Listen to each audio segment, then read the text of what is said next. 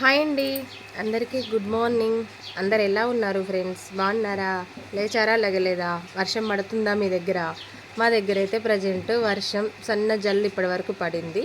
ఇప్పుడైతే లేదు. నిన్నైతే మొత్తానికే లేదు. మంచి ఎండ కూడా వచ్చింది.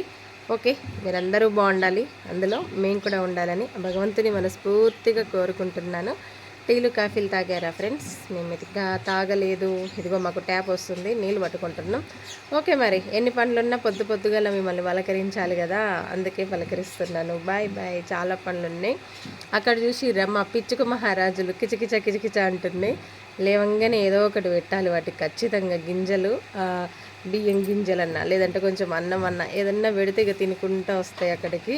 మొన్న వర్షంలో అల్లాడిపోయినాయండి. అసలు ఈ వర్షానికి ఎవరు పెడతారు వాటికి? ఎవరు పెట్టరు కదా. అయినా నేనైతే ఫుల్గా పెట్టేసిన వర్షంలో కూడా. మస్తు తిన్నాయి వర్షంలో కూడా. ఇగో ఇప్పుడు కూడా ఇట్లా గోడలు చుట్టూ వచ్చినాయి. మీకు వినిపిస్తుండొచ్చు. ఎందుకు చెప్తున్నా అంటే ఈ మాట, ప్రతి ఒక్కరు కూడా ఎంత వర్షం పడ్డా సరే, వర్షం పడ్డ టైంలోనే వాటికి ఏది దొరకదు కాబట్టి మీ ఇంటి ముందు ఒక పిట్ట గోడ అయితే ఉంటుంది కదా, ప్రతి ఒక్కరికి ఆ గోడ మీద ఇన్ని బియ్యం గింజలు పెట్టండి, తినేసి వెళ్ళిపోతాయి. ఓకే మరి బాయ్. వీడియోని ఇస్తే లైక్ చేయండి.